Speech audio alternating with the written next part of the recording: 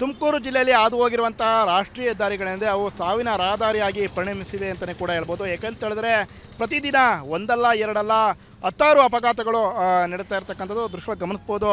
ಅಂದರೆ ತುಮಕೂರು ಜಿಲ್ಲೆಯಲ್ಲಿ ಹಾದು ಹೋಗಿರ್ತಕ್ಕಂಥ ಬೆಂಗಳೂರು ಟು ಪುಣೆ ರಾಷ್ಟ್ರೀಯ ಹೆದ್ದಾರಿ ಇರ್ಬೋದು, ಮತ್ತು ಬೆಂಗಳೂರು ಟು ಮಂಗಳೂರು ರಾಷ್ಟ್ರೀಯ ಹೆದ್ದಾರಿ ಆಗಿರ್ಬೋದು, ಮತ್ತು ತುಮಕೂರು ಟು ಶಿವಮೊಗ್ಗ ರಾಷ್ಟ್ರೀಯ ಹೆದ್ದಾರಿಯಿಂದ ಈ ಒಂದು ರಾಷ್ಟ್ರೀಯ ಹೆದ್ದಾರಿಗಳಲ್ಲಿ ಪ್ರತಿನಿತ್ಯ ಲಕ್ಷಾಂತರ ವಾಹನಗಳು ಸಂಚಾರವನ್ನು ಕೂಡ ಮಾಡ್ತಾರೆ.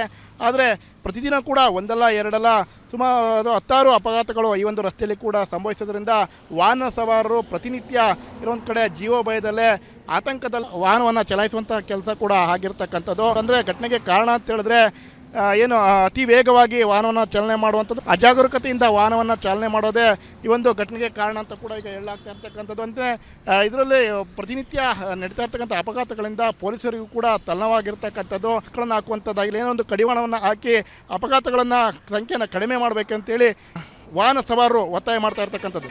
ಕ್ಯಾಮ್ರಾ ಪರ್ಸನ್ ರಾಕೇಶ್ ಗುಳೇಜ್ ಜೊತೆ ಜಗದೀಶ್, ರಿಪಬ್ಲಿಕ್ ಕನ್ನಡ, ತುಮಕೂರು.